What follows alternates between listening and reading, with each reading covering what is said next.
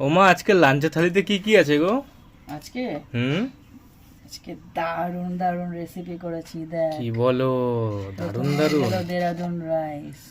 তার মানে তো মারাত্মক মারাত্মক খাওয়া দাওয়া আছে আজকে, হ্যাঁ, এই বুঝতেই রাইসটা পারছি। সেদিনই আমি করি। হ্যাঁ, যেদিনকে খুব মারাত্মক খাওয়া দাওয়া হয়। এরপর কি আসবে? এরপর আছে নারকেল দিয়ে চিংড়ি ভাজা।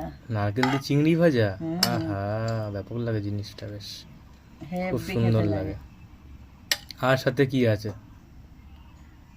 সাথে সাথে আছে ইলিশ মাছের তেল। ইলিশ মাছের তেল।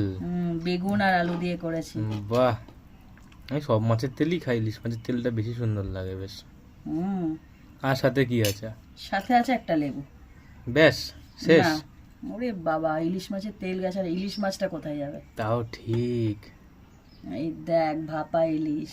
ভাপা ইলিশ। হুম। ওরে ওরে, কি দারুণ দেখতে হয়েছে। গ্রেভিটা দেখ শুধু। এই ভাপা ইলিশের রেসিপিটা তোমরা আমাদের চ্যানেলে বড় ভিডিওতে পেয়ে যাবে, দেখে অবশ্যই ট্রাই করে নিও, দেরি করো না কিন্তু একদম।